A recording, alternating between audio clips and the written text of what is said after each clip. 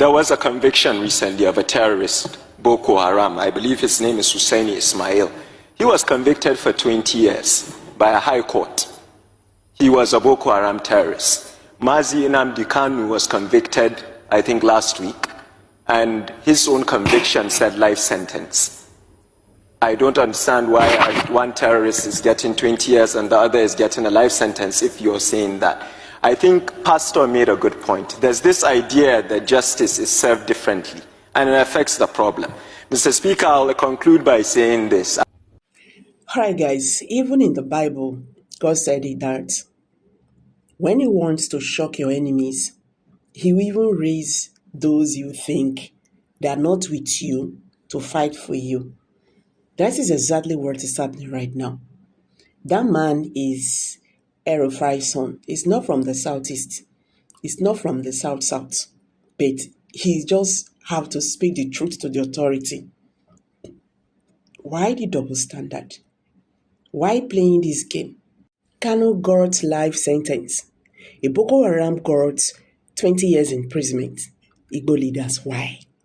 Now they see what they happen. And these Igbo leaders think that they're the ones that hold Nnamdi Kanu, and whatever they say happens. And whatever they want will happen. So they can gang up and put him in incarceration forever. They forgot the story of Joseph in the Bible.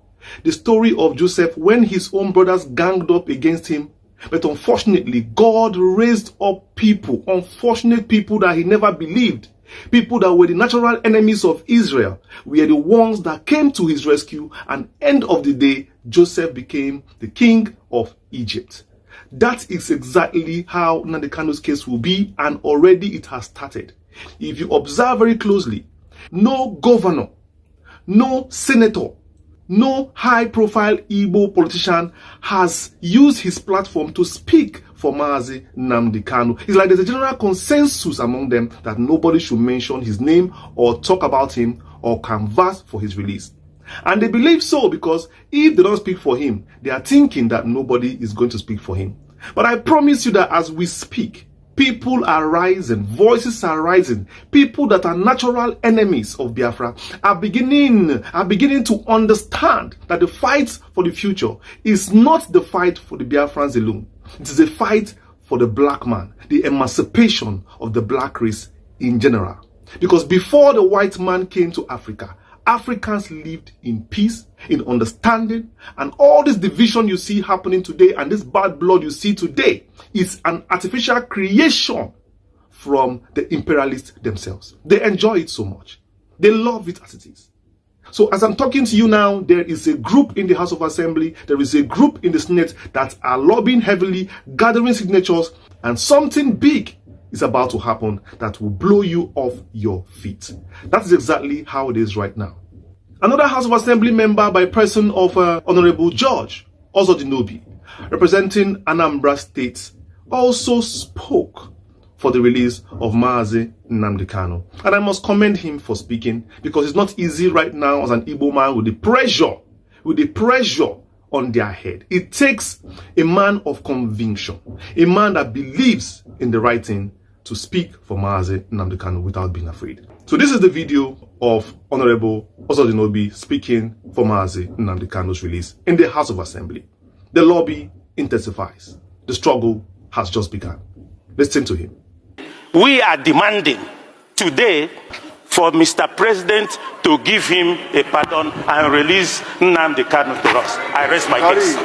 Yes, I also want to commend Ozodinobi for that speech in the House of Assembly, as they were even trying to talk him down from saying his mind.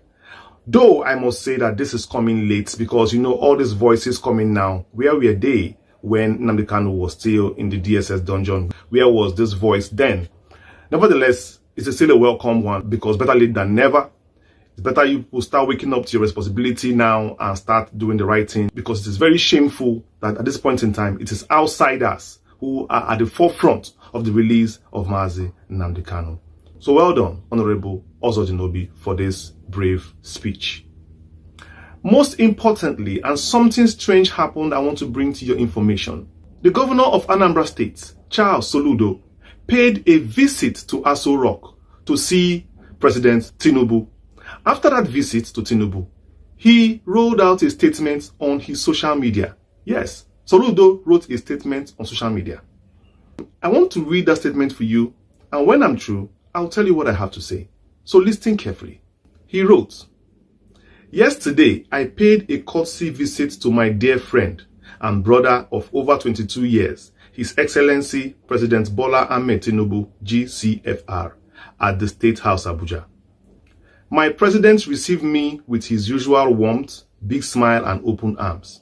He again personally congratulated me on the resounding mandate given to me by the good people of Anambra State in the just concluded governorship election, a victory he described as a testament to the trust and confidence Ndi Anambra have in our shared vision for a livable and prosperous homeland. I remain deeply grateful to Mr. President for his immediate congratulatory message on that historic day, and for his continued goodwill and support for Anambra State. We are one Nigeria, and together, with God on our side, we will build the Anambra and the Nigeria of our dreams. May Anambra continue to win." Anambra will continue to win definitely, because Anambra State existed before you, and it will still go. Anambra State will continue winning. Nobody is arguing that. Ali Igbo will continue winning. Nobody is arguing that. Biafra land will continue to win. Nobody is arguing that. But Oga Soludo, you missed something. You went all the way to Abuja with state resources, with public funds. You flew all the way with entourage to Aso Rock just to congratulate Tinubu, or just to tell Tinubu to congratulate you. I don't understand. Like, you went there for Tinubu to congratulate you. You won. Then you went to somebody's house for the person to congratulate you. Look at how our senses are, how unintelligent we are as people. In all what you wrote, there is no place you mentioned that you had a conversation, or you had an interaction, or you pleaded for the release of Mazi Nnamdi Kanu. So tell me, why did you actually go to Abuja?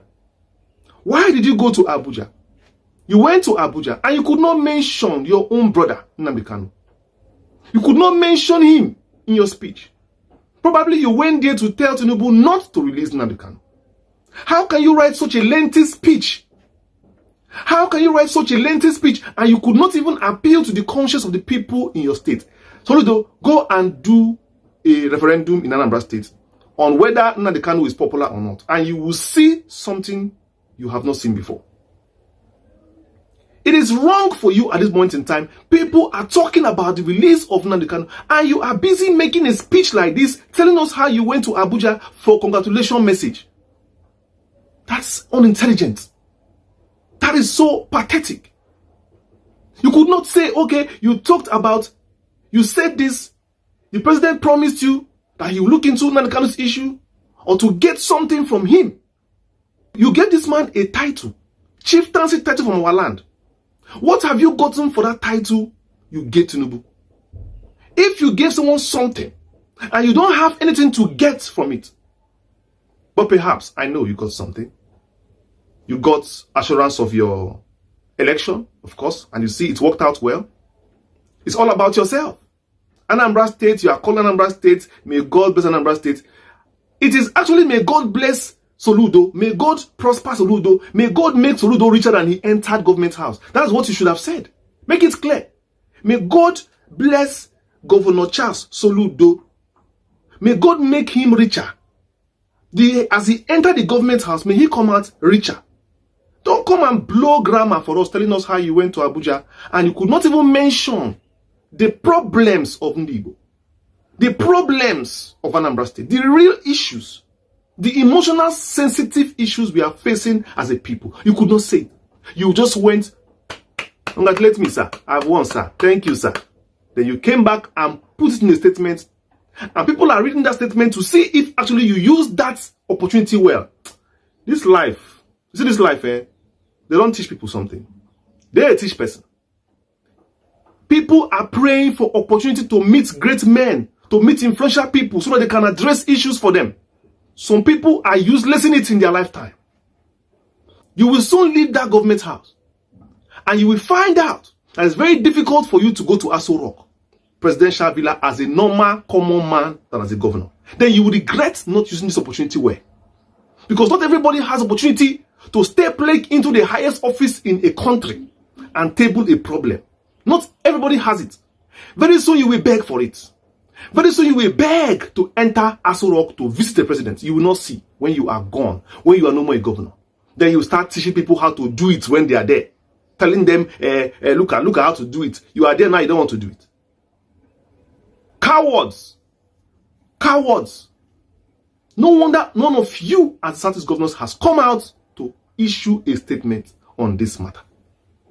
You went to Abuja. You could not talk about Nnamdi Kanu. You went there to clap hands. You have opportunity now to be talking to a president. You cannot tell the president something important. That's how they value you as a president.